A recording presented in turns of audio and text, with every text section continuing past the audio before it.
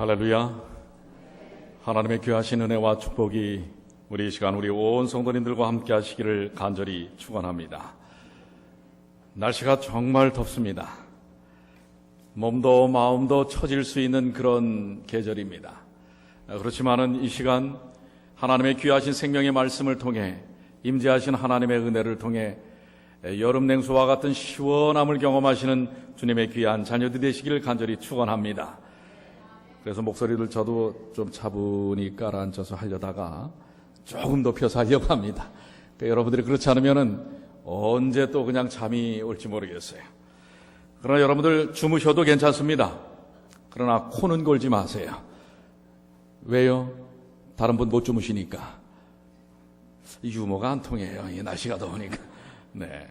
자, 오늘 우리에게 주신 하나님의 말씀, 보고 들은 것. 사도행전 4장 18절로 20절의 말씀 다시 한번 읽습니다. 그들을 불러 경계하여 도무지 예수의 이름으로 말하지도 말고 가르치지도 말라 하니 베드로와 요한이 대답하여 가로되 하나님 앞에서 너희 말 듣는 것이 하나님 말씀 듣는 것보다 옳은가 판단하라. 우리는 보고 들은 것을 말하지 아니할 수 없다 하니. 요 앞에 있는 18절의 말씀, 도무지 예수의 이름으로 말하지도 말고 가르치지도 말라. 누가 한 이야기인가요? 앞절에 15절에 있는 말씀을 보면 공회라고 얘기하고 있습니다. 공회라고 하는 것은 그 당시 산헤드린입니다. 즉 종교인 정치가들이 모여서 그 이스라엘의 당면한 문제와 또 정치적인 종교적인 문제들을 결의하고 풀어가는 그런 회의가 산헤드린입니다. 지금으로 말하면 국회와 같은 그런 의미를 갖고 있습니다. 그런데 그들이 제자들이 예수님의 이름으로 행하는 모든 일들을 이제는 더 이상 하지 말라 이렇게 이야기하고 있는 것입니다. 그들은 거기에 대한 답변으로 우리는 보고 들은 것을 말하지 아니할 수 없다. 오늘 그들이 도대체 무엇을 보고 들었을까요? 여러분들 한국에 유명한 여성 신지식인 5명 가운데 한 명으로 들어가는 여러분들 한비아라고 하는 분 혹시 들어보셨습니까? 한비아. 예. 그 한비아라고 하는 분은 이제 그 안정된 유명한 국제 홍보 회사에 잘 나가던 차장이었습니다. 그런데 그가 어느 날 이제 이렇게만 사는 것이 인생이 아니지 않을까라고 하는 고민을 갖고 사표를 내어 던지고 어떠한 사실 계획도 없이 배낭 하나 짊어지고 전 세계를 돌기 시작을 했습니다. 그가 정말 수십 개국의 나라들을 돌면서 또 수많은 인종과 문화의 사람들을 만나보면서 그가 기록한 책을 세상에 내놓게 됩니다. 그때에 6년간 무려 70개의 나라를 돌게 됩니다. 그때 보고 들었던 것들을 통해서 그가 책을 쓰게 되고 그리고 그 책은 많은 사람들에게 아주 신선한 충격을 주게 됩니다. 그런데 무엇보다도 그가 6년 동안 70여 개국의 나라를 돌면서 보고 느끼고 체험했던 그 내용보다도 그는 이렇게 이야기를 그의 책에다가 쓰고 있습니다. 마음에서 우러나서 하고 싶은 만큼만 하자. 그러나 그 우러나오는 마음의 폭과 깊이를 키우자. 마음에서 우러나오는 것만큼만 내가 이제 삶을 살아야 되겠다. 또 어떤 일들을 해야 되겠다. 이렇게 고백을 하면서 그러나 우러나오는 마음의 폭과 깊이를 키우자. 근데 그가 6년 동안에 70여 개국을 돌면서 보고 듣고 느꼈던 바들을 책으로만 쓴 것이 아니라 그 이후에 그의 행보가 더 아름다운 것은 그녀의 여행이 아니라 그 이후에 돈 한 푼 받지 않고 봉사하는 봉사의 삶을 시작하게 된 것이라고 하는 것입니다.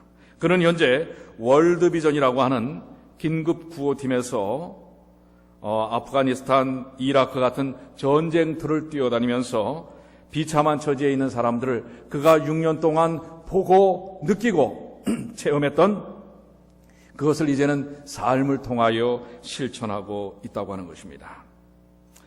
소박한 것 같지만은 정말 실천하기 어려운 것이 봉사의 삶입니다. 보고 느낀 바를 그대로 삶을 통해 옮기는 것이라고 하는 것입니다. 오늘 여기 베드로와 요한은 보고 들은 것을 말하지 아니할 수 없다라고 외치고 있습니다. 그런데 그가 외치고 있는 자리는 어딘 줄 아십니까? 감옥이었습니다. 그들이 사도행전 3장에 보면 성전으로 들어가다가 성전 비붕에서 안전뱅이를 만납니다. 그런데 안전뱅이가 이렇게 아주 가련한 눈빛으로 동양을 좀 해주기를 바라는 눈빛으로 쳐다봤을 때에 우리에게 은과 금은 없으되 누구의 이름으로? 예수의 이름으로 명하노니 일어나라. 은과 금은 없었어요.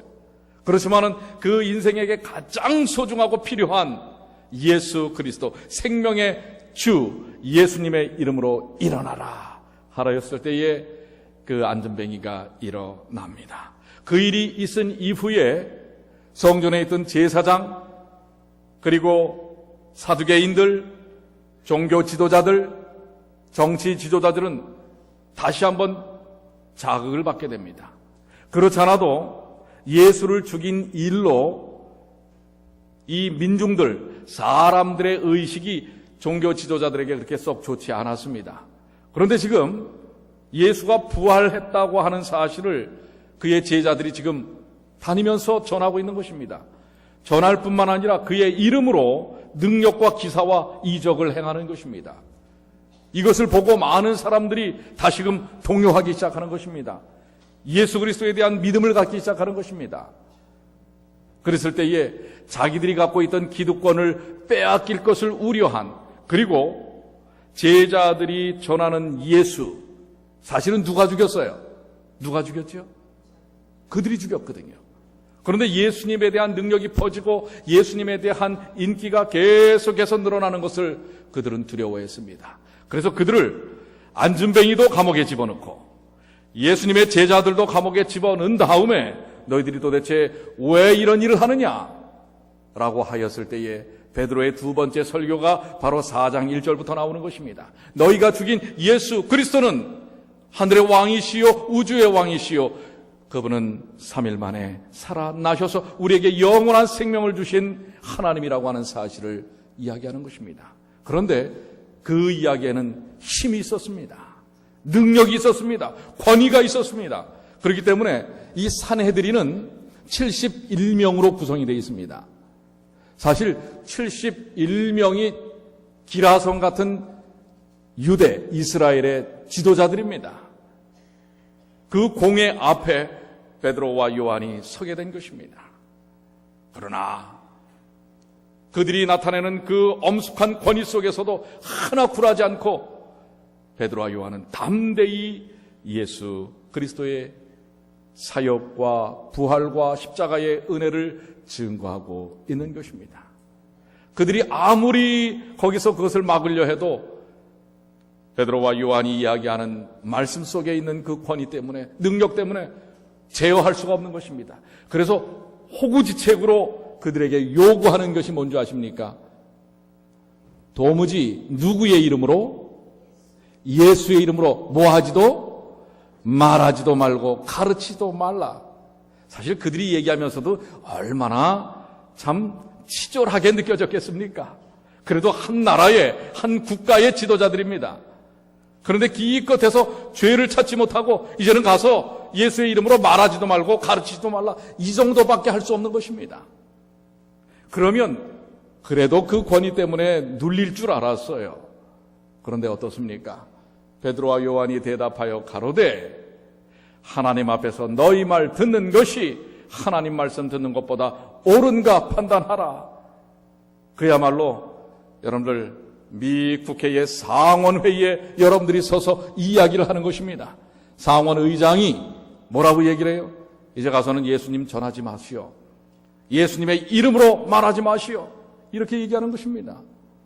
그런데 그 자리에서 뭐예요? 여러분과 제가 어떻게 보면 미사원쯤 되면 대단하지 않습니까? 제가 며칠 전에 저희 아들한테서 뭘 하나를 받았어요. 카드예요. 그러면서 아주 이 친구가 저한테 한번 뻐기듯이, 아빠, 이거 말이야, 이 카드만 있으면 경찰한테 걸려도 티켓 안 받을 수 있어. 뭐처럼 저한테 아무튼 효도하는 것처럼 하면서 말이에요. 그래서 이게 뭔데? 그랬더니 이거 뉴저지의 그 보고타 보로의 그 폴리스 스테이션의 프레지던트 치프가 준 건데, 이거를 이제 만약에 티켓을 띄게 되면 요걸 보여주면 안 된다는 거예요. 근데 요거는 한 번밖에 해당이 안 된다는 거예요. 그래? 아유. 그러면서 저한테 주의사항, 단 레오니아에서는 안 돼. 그러는 거예요. 왜 레오니아는 안 되냐? 레오니아하고 아마 보고타하고 관계가 안 좋은 모양이에요. 뭐 잘 통하지도 않는 걸 주면서 저한테 되게 뻐기더라고요. 누구의 이름? 여기 보니까 레인워드라고 하는 그 경찰서장의 이름이에요. 이 이름만 가지면 레오니아 외에는 그 버겐 카운티에서는 다 통한다는 것입니다. 근데 이거 한 번밖에 못 써먹어요. 근데 여러분들 아십니까? 저는 이 뉴욕시의 채플린입니다. 뉴욕시에서는 딱지를 안 띱니다. 예. 제가 그 교육을 받았어요. 그런데 여러분들, 시장의 이름 하나만 가져도 300불짜리 티켓을 안 뗄 수가 있어요. 그런데 이것도 뭐예요? 제약이 있습니다. 단 한 번이라는 거예요. 그리고 어느 지역에서는 안 됩니다. 때로는 우리는 어떤 문제가 생겼을 때에 상원을 찾아갑니다. 전에 한번 말씀드렸는지 여러분 기억나십니까? 제가 정말 사랑하는 우리 의영제, 우리 홍봉석 장로가 그 영주권 비자 문제 때문에 단 일주일 때문에 그야말로 불체자로 한 5, 6년을 보내다가 탄원하고 마지막에 상원 의원에게까지 가서 탄원을 해서 탄원서를 쓰고, 그렇게 해서 제발 이 문제를 좀 풀어주십시오. 상원에 그 사인 하나 받는 게 쉬운 일이 아니었습니다. 누구의 이름이냐, 이 미국에서도 누구의 이름이냐, 이것이 상당히 통합니다. 의미가 있습니다. 그런데 여러분, 그 이름이 아닙니다.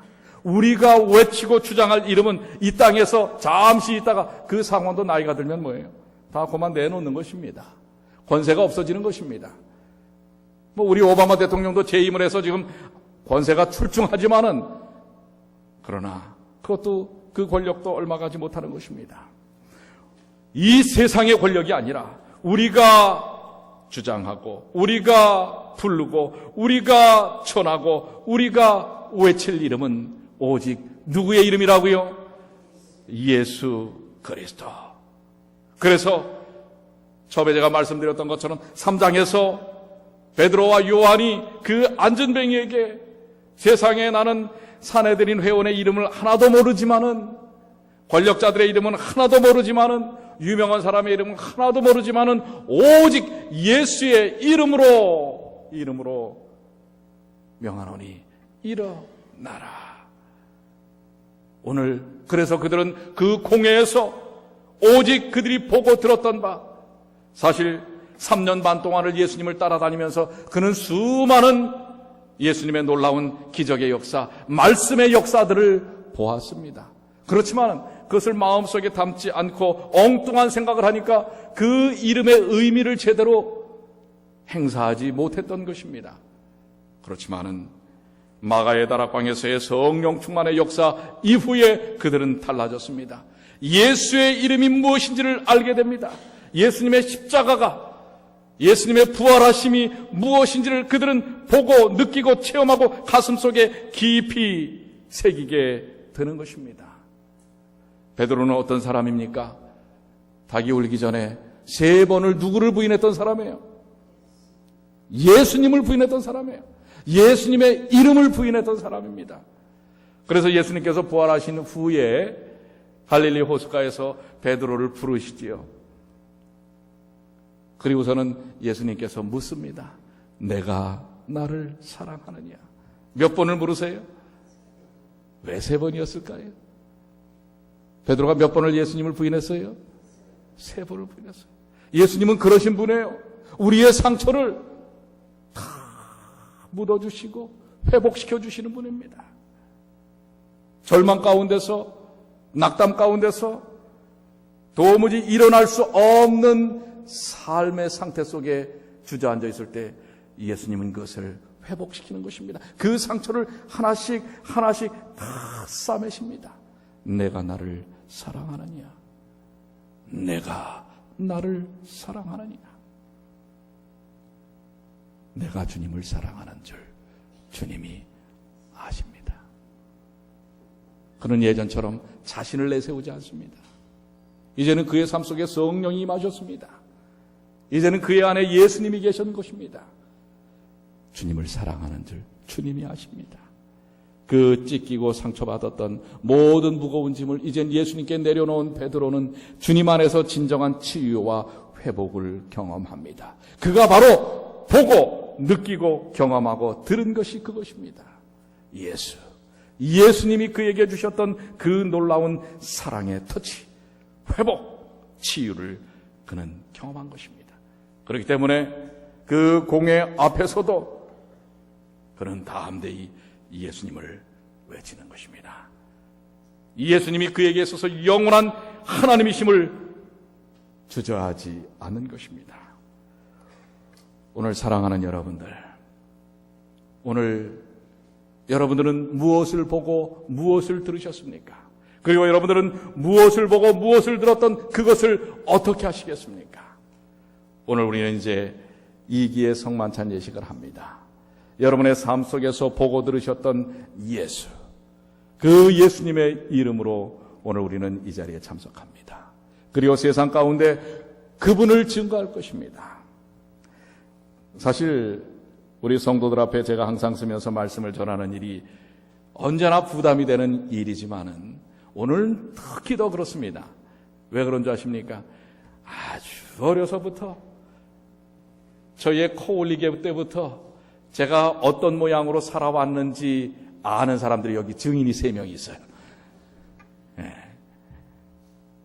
근데 그 증인들의 입장이 항상 뭔지 아세요? 제가 동생이기 때문에 항상 언제나 동생으로 보는 것입니다. 언제나 그리고 저는 영원한 동생이고요. 그렇기 때문에 그분들 앞에서 하나님의 말씀을 증거하는 게 쉬운 일은 아닙니다. 그러나 이 시간이 정말 저에게는 소중한 시간입니다. 그분들 또한 제가 보고 들었던 것을 알고 느끼고 사시게 되기를 소망합니다. 사실 오늘 저희 누님이 4분인데 제일 큰 누님만 못 오셨고 이번에 둘째, 셋째, 넷째 이 누님들이 지난 목요일 밤에 오셨어요. 이제 어머님 한국에 가시기 어려우니까 직접 이제 보시기 위해서 오셨습니다.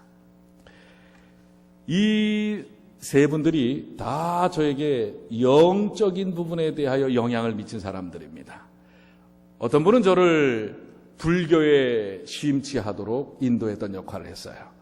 그래서 제가 처음 신앙, 이 종교라고 하는 것에 대한 신앙을 불교로 시작했는데 그 부분에 대한 발걸음을 옮기게 한 분이 이 3분 중에 한 분이에요. 이게 사실 그래서 그때 제가 제 안에 종교심이 상당히 크구나. 그래서 제가 이 불교에서도 그냥 초파일 날만 다니던 불교 신자가 아니라 매주마다 이 법당을 다니던, 중학교 때부터 이 법당을 다니던 그런 신앙을 가졌습니다. 그러다가 또 이분들 중에 한 분이 이제 예수 그리스도를 발견하게 했습니다. 사실은 꽤 많은 투쟁과 이 갈등과 사실은 주먹으로 치고받고는 안 했지만은 아주 여러 날 이 논쟁을 아주 얼마나 격렬하게 했는지 몰라요. 그러다가 사실은 제가 예수 그리스도를 발견하게 되고, 그리고 오늘날 이렇게 복음을 전하는 목사가 되는 그런 계기를 만드신 분이 바로 이 누님들 중에 또 있는 것입니다.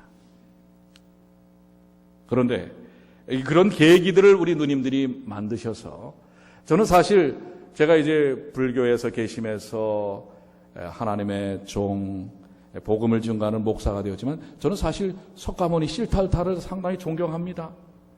그 불교적인 그 가르침 중에서 상당히 우리가 좋게 여겨야 할 부분들도 상당히 있어요. 그러나 거기에 구원은 없는 것입니다. 그러니까 여러분들이 불교를 믿는 사람들을 우리가 다 이렇게 멸시하거나 경멸할 필요는 없어요. 그들을 소중하게 여기고 또 복음으로 잘 인도해야 하는 것입니다. 마찬가지로 우리가 보고 들은 것, 이것을 어떻게 나누고 전할 것인가 라고 하는 것은 매우 소중합니다. 그렇게 해서 제가 이제 예수님을 알게 되었고, 저는 어린 시절 예수님이 어떤 분이신지를 깨닫게 되었어요. 그분은 내 삶을 위해 우리 부모님도 못하시는 일, 우리 형제도 못하는 일, 생명을 다하여 나를 사랑하시고 나를 위하여 죽기까지 하신 그 놀랍고 고귀한 사랑을 제게 보여주신 것입니다. 저는 그 예수님을 사랑합니다. 그리고 그 예수님을 알게 한 누님들께 참 감사를 합니다. 그리고 이 소중하고 보고 들은 이것을 말하지 않고는 살 수가 없는 것입니다. 오늘 여러분들도 이 소중한 예수 그리스도, 우리에게 생명을 주신 이 예수 그리스도, 그분의 이름을 높이시고 다른 이로서는 우리에게 구원을 주신 일이 없나니 오직 예수님의 이름으로 사시는 여러분과 제가 되길 바랍니다. 그리스도만이 우리에게 영원한 생명을 주셨습니다. 그리스도만이 우리의 삶의 모든 문제를 해결해 주셨습니다. 오늘 여러분들 혹시 인생에 무거운 짐들을 지고 계십니까? 그렇다면 그 주님께 모든 것을 내려놓으시게 되길 바랍니다. 아직도 여러분들이 부여잡고 계시지 마십시오. 여러분들이 짊어지고 계시지 마십시오. 오늘 이 성만찬 예식을 통하여 2000년 전에 이미 나를 위하여 모든 것을 다 짊어지신 예수님 앞에 내려놓으시게 되길 바랍니다. 죄도, 죄의 무거운 짐도, 죄의 결과도, 죄의 동기도 다 주님 앞에 내려놓으십시오. 그리고 오늘 이 작은 떡과 포도즙을 여러분들이 떼시고 마시면서 주님의 끄끄신 은혜를 마음속 깊이 새기시고, 또 오늘 여기 베드로와 요한처럼 우리는 보고 들은 것을 말하지 아니할 수 없다고 외치시는, 고백하시는 주님의 귀한 자녀들이 되시기를 간절히 축원합니다. 이제 우리 여러분들의 마음과 뜻을 다해서 지금 이 순간 우리 예수님께서 이 자리에 오심을 여러분들 확신하시고, 우리 성도들을 통하여 서로 피차 아름답게 예수님의 마음으로, 예수님의 겸손으로 우리 사랑하는 형제와 자매의 발을 씻겨주시는, 이것은 바로 침례를 상징하지요. 이미 한 번 씻은 자는 팔만 씻으면 된다고 하신 예수님의 말씀처럼 우리에게 주신 십자가의 그 의미를 그대로 경험하는 이 침례의 의미, 이것을 세종 예식을 통해서 함께 나누시게 되기를 바랍니다. 요한복음 13장 6절로 10절, 시몬 베드로에게 이르시되 가로되 주여 주께서 내 발을 씻기시나이까? 예수님께서 베드로의 발을 씻기려고 할 때 베드로가 아이고 주님 어떻게 제 발을 씻기십니까? 제 발 못 씻깁니다. 너무 황송하고 이거는 아닙니다. 베드로가 가로되 내 발을 절대로 씻기지 못하시리이다. 여러분, 앞으로 이 절대로라는 말은 하나님 앞에 쓰지 마시길 바랍니다. 그럴 때 예수께서 대답하시되 내가 너를 씻기지 아니하면 내가 나와 상관이 없느니라. 그래, 내가 너의 발을 씻기지 않는다면 너랑 나가는 아무 상관이 없는 사람이야. 여러분, 오늘 주님과 하나 되시길 바랍니다. 우리 성도들을 통해서 나타나는 이 거룩한 예식을 통해 주님과 하나 되는 경험을 갖게 되시길 바랍니다. 기도하겠습니다.